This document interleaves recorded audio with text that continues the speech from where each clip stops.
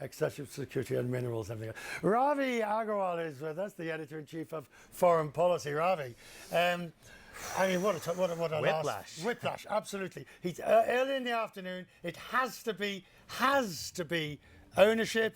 Leasing is not enough. Tonight, specifically asked about ownership, and he says well, it's a long-term deal, an infinite deal. He's trolling us. I don't know how else to put it. I mean, if you go back to that speech today, this was one of the most anticipated speeches I can remember at Davos. Thousands of people trying to get in. And he basically, ever the performer, he talked about everything but Greenland.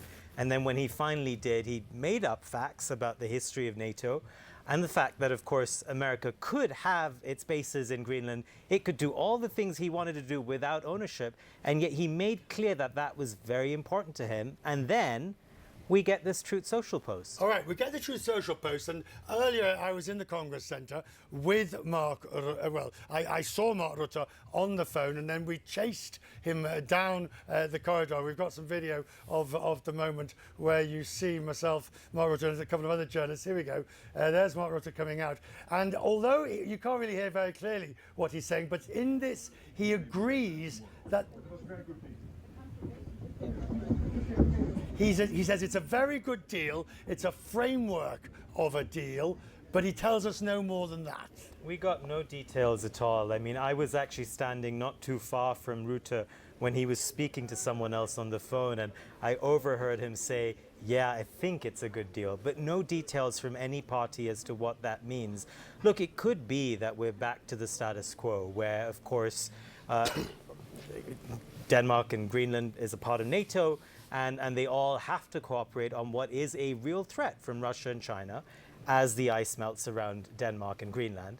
But the question is, Trump has made very clear publicly that he wants to own this, not once, many times. But, on this thing, Rutte wouldn't be talking in these terms if sovereignty was in question. He has no authority to do that. He would be the last person to. So therefore, we're talking about a much greater Arctic arrangement, which is what they all want. And it sounds like the fudge is more for less, in a sense, or less for more, whichever way you want to put it. I mean, but remember, a lot of this is just theater. I mean, so we know that Trump likes to sell a deal, both domestically at home to his side and then globally as well. He likes to appear to be a winner. And I mean, all of us have now become, of course, Trump pop psychologists. But you're right in that he's gotten something. We just don't know what exactly it is. Or maybe he's gotten what America always had, which is the ability to build more bases in Greenland and the ability to station more troops there. Good to see you, sir. I'm grateful to have you with us tonight. Thanks very much, Ravi.